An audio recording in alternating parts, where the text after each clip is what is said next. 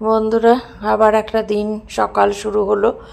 তবে আজকে আমার শরীর একদমই চলতে চাইছে না।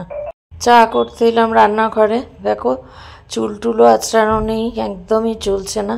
তাই তোমাদের সঙ্গে সরাসরি কথাও বলা হচ্ছে না। আমায় দেখিয়ে বুঝতে পারছো, একদম ভূতের মতন চেহারা অবস্থা।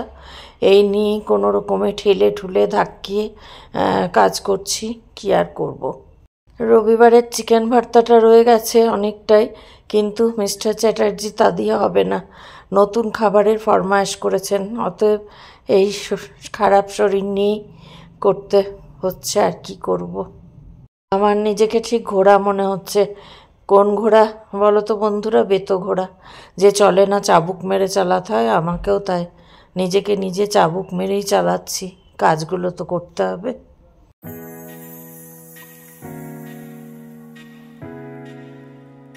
শুভ সকাল বন্ধুরা, আর একটা নতুন দিন শুরু হয়ে গেল, নতুন সকাল। কিন্তু আজকে আমার শরীর একদমই চলছে না বন্ধুরা, জোর করে চালানো আর কি। চা বসাতে এসছি, মানে চাটা করে যে খাবো সেটুকু ক্ষমতাও আমার নেই, কিন্তু কিছু করার নেই। বেলা হয়ে গেল অনেকটাই, এখন বাজে প্রায় 10টা 27। তাও একটু আদা দিয়ে চা করতে এলাম। চাটা না খাওয়া পর্যন্ত কাজ করতে পারবো না। তোমরা কেমন আছো বন্ধুরা? আশা করি সবাই সুস্থ আছো, ভালো আছো, আর যে যেখানে আছো ঈশ্বরের কৃপায় নিরাপদে আছো, মঙ্গলে আছো। আজকে হচ্ছে ফেব্রুয়ারির 10 তারিখ, আর আজ হচ্ছে সোমবার। তো এই চাটা করি, করে তারপরে ওই ঝিমোতে ঝিমোতেই বাদবাকি কাজকর্মগুলো সারতে হবে আজকে। বুঝতেই পারছি আমার হালটা না অনেকটা বেতো ঘোড়ার মতন। যে ঘোড়া চলতে পারছে না, চলতে চাইছে না, তখন তাকে চাবুক মেরে যেমন চালানো হয়, ঠিক তেমনি আমারও দশা। চলছে না শরীর, পারছি না, তারপরেও নিজেই নিজেকে চাবুক মেরে চালাচ্ছি। যে না চললে কি করে হবে? কে কে করবে? রান্না বান্না, বাসন কোসন এই সমস্ত রয়েছে। রান্না আজকে না করলেও হতো জানো বন্ধুরা, কারণ কালকে রবিবারে যে চিকেন ভর্তা করেছিলাম, সেই চিকেন ভর্তা অনেকটাই থেকে গেছে। কিন্তু তাতে কি হবে? সেটা থাকলে আমার উপকার হবে, যে এরকমটা ভাবার কারণ নেই। হ্যাঁ, মেয়েকে নিয়ে কোনো সমস্যা নেই, মেয়ে তো খেয়ে নেবেই, বা না হলেও মেয়ের খাওয়া দাওয়া নিয়ে কোনো রকম সমস্যা নেই, যে এটা করতেই হবে, ওই করে দাও মা, করে দিতেই হবে, এইরকম কখনোই করে না। আমি নিজে ভালোবেসে মানে ভালো লাগা থেকে ওর পছন্দের খাবার করি। কিন্তু মেয়ে না বললে কি হবে? মেয়ের বাবা না চিকেন ভর্তা না খাবেন না। আজকে ওনাকে আবার ডাল, আলু চোখা মানে আলু সানা যেটা, সেইটা মাখা, আর ডিম ভাজা, মানে ডিম ভাজা মানে অমলেট না, ওই পোচ করে ভাজা, এই করে দিতে হবে। তো এখন কিছু করার নেই। ধরো আমার বিস্কিটটা ফুরিয়ে গেছে, আজকে বিস্কিটটা কাটছি। যখনই আমি ব্যাঙ্গালোরে আসি বন্ধুরা, তখনই আমি এই করাচি বেকারির বিস্কিট খাই। এই বেকারির বিস্কিটটা খেতে এত ভালো, যদিও জানি সুগারের পেশেন্ট এই বিস্কিট খাওয়া ঠিক না, কিন্তু এই তো ব্যাঙ্গালোরে এলেই খাই, ওখানে তো আর খাই না। ওখানে অনলাইনে পাওয়া যায়। চায়ের জল ফুটে গেছে, এবার চা পাতাটা দিয়ে চাটা নিয়ে গিয়ে একটুখানি বসে আজকে বললাম যে একদম চলছে না।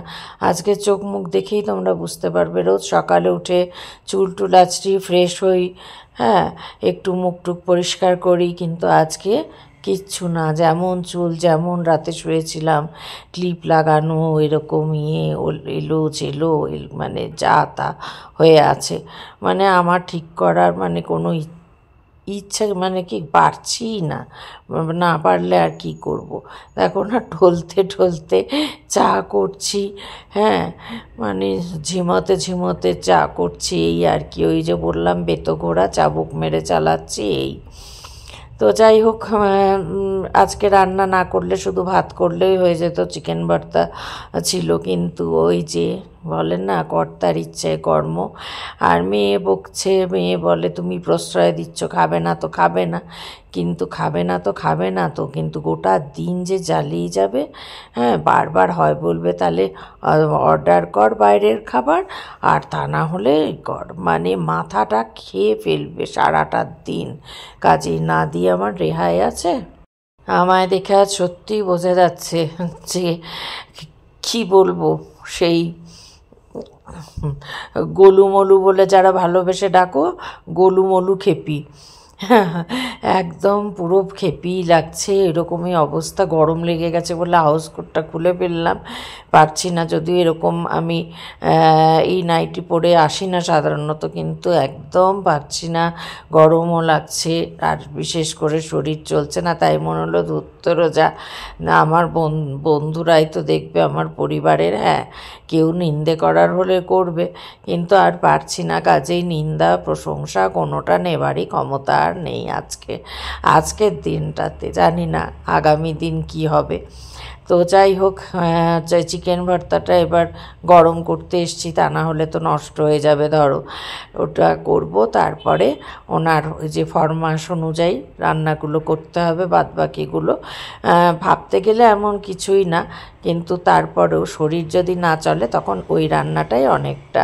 বললাম যে ডাল, তারপরে আলু খোসা ছাড়িয়ে আলু সিদ্ধ করব, তারপরে আলু পেঁয়াজ কুচাবো, টমেটো কুচাবো, ধনেপাতা কুচাবো, কাঁচা লঙ্কা কুচাবো, সব দিয়ে ওই তেলে ফোড়ন দিয়ে করে তারপরে আলুটা মাখবো। তারপরে তো ডিমের পোচ রয়েছে, সব কিছু দিয়ে তাকে খাবার দিয়ে সন্তুষ্ট করতে পারবো কি? একদমই না। 29 বছরে একটা দিনের জন্য তাকে সন্তুষ্ট করতে পারিনি, তিনি সন্তুষ্ট হননি। আমি হাজার চেষ্টা করলে কি হবে? ওই বোকার মরণ বলে, তো সেই বোকামি করেই চলেছি। ইহজন্মে এই বোকামি আর আমার শেষ হবে না, থামবেও না। যতদিন আমি চলবো ততদিন আমার এই বোকামি চলবে, আর আমার এই বোকামির ফায়দাটা পূর্ণ মাত্রায় নেবেন আমার কর্তা মানে কি আর বলবো, কর্তা প্রভু নিজেকে যে কী ভাবেন আর কি ভাবেন না, মাঝে মাঝে ভাবতে গেলে আমার নিজেরই অবাক লাগে। এত যে কিসের অহংকার ভদ্রলোকের বুঝি না। কথায় কথায় আমার পয়সায় খাচ্ছিস, আমার বাড়িতে থাকছিস, অথচ বাড়িও না পুরো ওনার, খাইও না ওনার ইয়েতে, যা খাই তাতে আমার নিজের ইয়েতেই চলে যায়। কিন্তু কে শোনে কার কথা? উনি তো নিজেকে একটা বিরাট জায়গায় বসিয়ে রেখেছেন, ওনাকে সবসময় জো হুজুর করে ঘুরতে হবে, তবেই ঠিক। আর যে ঘুরতে পারবে না অমনি গেল। এবার আমি কি বলো তো, আমার শরীরে না কুলায় না, ঝগড়া ঝামেলা কি করতে পারি না? বিশাল ঝগড়া ঝামেলা যে কোনো মানুষ ধৈর্য ধরতে পারবে না, করতে পারবে ঝগড়া বা অশান্তি না পেরে, কিন্তু কি বলো তো, শরীরে আমার কুলায় না। কারণ এর সঙ্গে একটা কথা বললে 10টা এত বাজে কথা বলবে, যে কথার প্রত্যুত্তর দিতে পারবো না, মাথা গরম হয়ে যাবে। অথচ তখন কি হবে, মানে মাথা যন্ত্রণা শুরু হয়ে যাবে, প্রেশার বেড়ে যাবে। তো সেই কারণেই মানে এর সঙ্গে আমি কথাতে আসতেই চাই না, যত দূর সম্ভব কথা না বলে থাকা যায়। কিন্তু এখানে এসে একটা জিনিস বুঝেছি বন্ধুরা, রিটায়ারমেন্টের পর আমার যদি ততদিন আমি টিকি, তাহলে আমার অবস্থা যে কি কঠিন কি করুণ আরও হবে, তার কোনো লেখাজোখা নেই। তার কারণ ধরো বাড়িতে থাকতে স্কুলে থাকে, তো এবার স্কুলে অনেকটা সময় থাকে বলে সেই সময়টা অন্তত আমি খানিকটা রিলিফ থাকি। তোমরা তো দেখতেই পাও, নিজের মতো করে চলাফেরা করতে পারি। কিন্তু যেই মুহূর্তে বাড়ি ফেরেন তখন আমি ঘরে ঢুকে দরজা বন্ধ করে বসে থাকি। তবে সেটা সম্ভব, কিন্তু এখানে তো সেটা সম্ভব হচ্ছে না। তার ফলে এখানের অত্যাচারটা যে কী লেভেলের চলছে সে তো না মানে কহতব্য নয়। আর মেয়ে সারাদিন অফিস করে আসে, আর কতই বা করবো মেয়েকে। এই যে বসে পড়েছি তার আলু চোখা, তার ফরমায়েশে আলু চোখা করবো বলে এই পেঁয়াজ কুচিয়ে নিচ্ছি। বলছি না, আজকে শরীর চলছে না বলে হাতও চলছে না, কিছুই চলছে না, মানে ধীরে সুস্থে এইভাবে। আমাকে বোধহয় সোমা বলেছ যে তোমার বটিতে কুটনোকোটা মিস করছি। আমিও খুব মিস করছি গো বটিটাকে। তো পেঁয়াজ পেঁয়াজ এই কাটতে কাটতেই মনে হলো যে তাও আগের থেকে আমি ছুরিতে একটু সড়গড় হয়েছি। আগে আমি একদমই ছুরি ধরতেই মানে পারতাম না, আসলে কোনো দিনই ছুরিতে কেটে অভ্যাস ছিল না তো সেই জন্য। এখন যাই হোক, আস্তে আস্তে এখানে ধরো 1 মাস 1 মাস 1.5 মাস এই করে অভ্যাস হয়ে যায়। এ তো মেয়ের কাছে এবার পরপর 3 বছর এলাম, 8.5 বছরও আছে, কিন্তু ও যখন পড়েছে ওর পড়াশোনার সময় কিন্তু সত্যি কথায় একদমই আসা হয়নি। এই লাস্ট 23, 24 আর এই 25, এই 3 বছর পর পর এলাম। এটা একটা মানে বিরাট ব্যাপার। তো যাই হোক, ওই 3বার এসে এই ছুরি যে প্রসঙ্গ নিয়ে বলছিলাম, এই ছুরিতে তরকারি কাটা রপ্ত করেছি, কারণ 3বার এসে তো রান্না করেছি। আর তবে এবারের মতো না, অন্যান্য বার হলেও কি হতো বলো তো, অন্যান্য বার হয়তো দিনের বেলাটা কেনা খেয়েছি, রাত্রিরেরটা করেছি। এবার যেমন সমস্ত কিছু হিরে টু জিরে, তো এই হিরে টু জিরে এতটা কিন্তু করতে হয়নি। মানে বাসন মেজেছি বা ঘরও মুছেছি, কিন্তু রেগুলার বেসিসে না। ওই যে ওই ভাগ করা থাকতো সেই রকম হয়তো বা এসেছি, কিন্তু এবারের ফ্ল্যাটটা যেহেতু পুরোটাই নিজেদের মতো করে, সেই জন্যে এইবারে একটু কাজকর্মটা বেশি হচ্ছে। আর ওই রকমই হয় যখন দেখবে মানুষের শরীর যত বয়স বাড়ে, শরীর যত খারাপ হয়, ততই যেন কাজের চাপ পড়ে। আমার ঠিক হয়েছে তাই। আমার যখন শরীর ফিট ছিল তখন আমার তিনখানা হেল্পিং হ্যান্ড ছিল, রান্নার লোক ছিল, 2জন অন্যান্য কাজের জন্য ছিল। কিন্তু যখন এখন আমার বয়সটা বেড়েছে, বয়স বাড়ার থেকেও শারীরিক সক্ষমতাটা কমেছে, তখনই আমার লোকের অভাব, তখনই আমার লোক নেই, তখনই আমার সব কাজ করতে হয় শরীর না চললেও। না, এরকমটা নয়, আবার কেউ ভুল ভেবো না যে মেয়ে জোর করে করাচ্ছে, একদমই না। মেয়ে কখনোই না, মেয়ে সব সময় বলে যে না মা তুমি করো না, তোমার শরীর নেই। কিন্তু কি বলো তো, বেচারা 8.5 বছর ধরে বাড়ির বাইরে, মানে অধিকাংশ সময় তো বাইরের খাবারই খেয়েছে।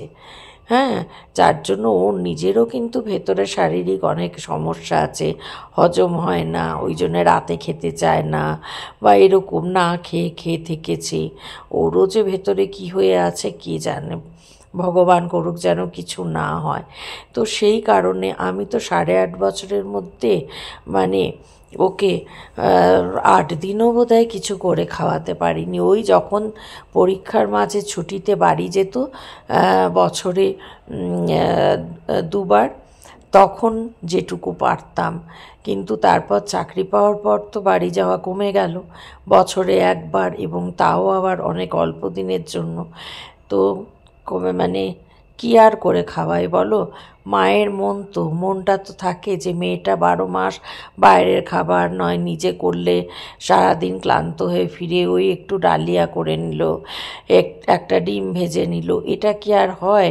কত রকম খাবার মায়ের হাতের ওর পছন্দের, চিংড়ি মাছের মালাইকারি বলো, মাটন কষা বলো, ফুলকপির রেজালা ভালোবাসে, চিকেন রেজালা, তারপরে যে চিকেন ভর্তা বলো, পনিরের বিভিন্ন প্রিপারেশন, পালং পনির, বিভিন্ন প্রিপারেশন, অনেক কিছু ওর পছন্দ মায়ের হাতের সব। তো তখন যখন আছি, যতই যা হোক, কষ্ট হলেও কি বাড়িতে থাকলেও, ঠিক আছে বাড়িতে থাকলেও কি যদি শরীর খারাপ হয়ে পড়ে থাকি, আমাকে কি মুখে জল দেওয়ার কেউ আছে? নেই। তো এখানে তো যাই হোক, এখানে করছি, মানে একটু কষ্ট হলেও করার পর কিন্তু মনটা ভালো লাগছে। যখন সে দিনের শেষে ওই 4:30 5টার পর সব সেরে সুরে স্নান টান সেরে টুরে এসে বসি না, তখন একটা অন্যরকম ভালো লাগা কাজ করে। মনে হয় যে না, আজকের দিনটা আমি সুন্দর করে কাজকর্ম করে করলাম, মেয়ের পছন্দের রান্না করলাম, এটা একটা অন্যরকম মানে স্যাটিসফ্যাকশান।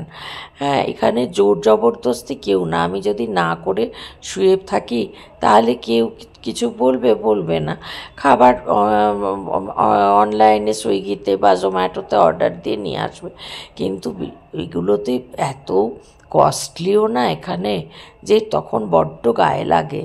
একটা জিনিসের দাম ধরো 59 টাকা, সেইটা যখন আমার হাতে এসে পৌঁছাচ্ছে সেটার দাম হয়ে যাচ্ছে 137 টাকা। তাহলে এগুলো তো একটু গায়ে লাগবেই বলো। হ্যাঁ, যতই হোক এটা তো যদি 2 দিনের জন্য 3 দিনের জন্য হয়, কিন্তু 1 মাস 1.5 মাস বা 2 মাস এইভাবে হয় না।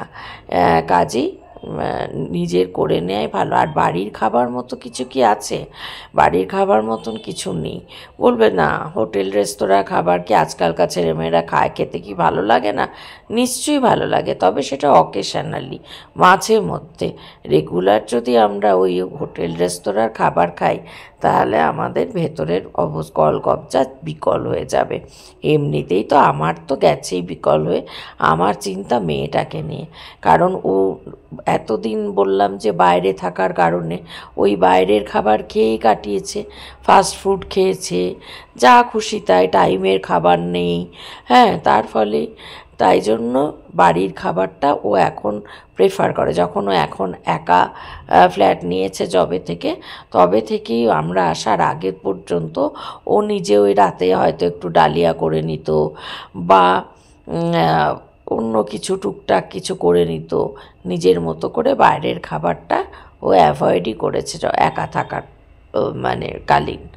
তো সেই কারণে আমি আবার ফিরে যাবার পর আবার তো সেই ওই হয় অফিস থেকে ফিরে যদি পারে তো ডালিয়া করবে, তা না হলে যদি না পারে তখন সেই খাবার আনিয়েই খাবে। তো যে কটা দিন আছি সে কটা দিন একটু করে দিই। এটাই হয়েছে মায়ের মন, এটাই হচ্ছে মায়ের ইচ্ছে। আলুটা এবার ধুয়ে ভালো করে এবার সেদ্ধ করতে বসিয়ে দেবো কুকারে। এদিকে এখানে বাসন দেখতেই পাচ্ছ এক পাজা, কুকারও নামানো, কাজেই এগুলো না মাজা পর্যন্ত আমি আলু সেদ্ধ করতে পারবো না, ভাতও বসাতে পারবো না, কোনো কিছুই করতে পারবো না। অতএব আগে আমাকে এগুলো মাজা ঘষা করতে হবে। বাসন মাজতে আমার বেশ ভালো লাগে। বাড়িতেও তো দেখো তোমরা ননস্টিকের কড়াই টড়াই বা অনেক কিছু জিনিস টুকটাক চায়ের বাসন টাসন মেজে নিই। আর এখানে তো অনেক বাসন, একটাই জিনিস হাতটা খড়খড়ে হয়ে যায়। ইচ্ছে থাকলে কি ক্রিম লাগানো যায় না? হ্যান্ড ক্রিমও এনেছি, সবই আছে, ময়েশ্চারাইজার মানে বডি লোশনও আছে, সবই আছে, কিন্তু কি বলো তো, ইচ্ছেই করে না। দূর, আবার কে করবে, এই হলো ব্যাপার। মানে কি বলো তো, মানে সেই ইয়েটা চলে গেছে যে বেশ একটু পরিপাটি হয়ে থাকি, একটু রূপচর্চা করি, এই জিনিসগুলো নেই। একদিন একটু লিপস্টিক দিলেই বাবা, আমার এই পরিবারে একজন রয়েছেন, তাদেরকে কি ননদিনী বলবো, রায়বাঘিনী না কি বলবো জানি না। একদিন একটু ডার্ক করে লিপস্টিক দিলে তাদের সমস্যা হয়ে যায়, একটু সাজলে তাদের সমস্যা হয়ে যায়। তারা তাদের দাদার জন্য চিন্তিত। তাই আমি ভাবছি, মনে মনে ঠিক করলাম, তারা আমার পরিবারের রায়বাঘিনী ননদিনী এক্কেবারে। তাই জন্যেই তো আমি যদি একটু সাজি কোনো দিন, অমনি তাদের চোখ পড়ে। 12 মাস যখন মাথায় তেল মেখে সাদা চুল নিয়ে ঘরে একটা সাধারণ ম্যাক্সি পরে ঘুরঘুর করি, টুকটাক কাজকর্ম করি, তখন তাদের নজরে পড়ে না। তখন তারা একবারও বলে না যে ইস এইভাবে কেন, একটু তো ভালো করে থাকতে পারো, একটু তো মাথা কালার করতে পারো, একটু তো নিজের রূপচর্চাটা করতে পারো।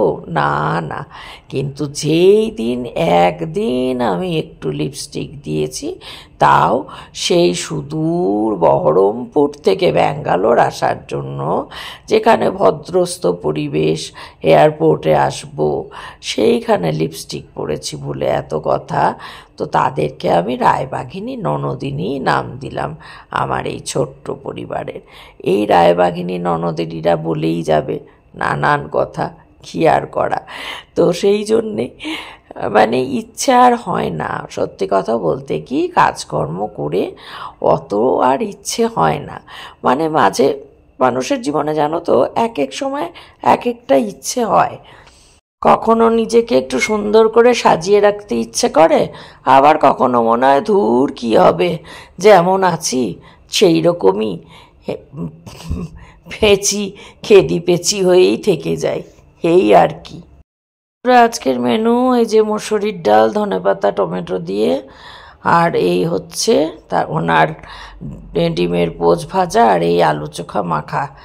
তো এই রান্নার সঙ্গে সঙ্গে আজকের ব্লগটা শেষ করে দিলাম।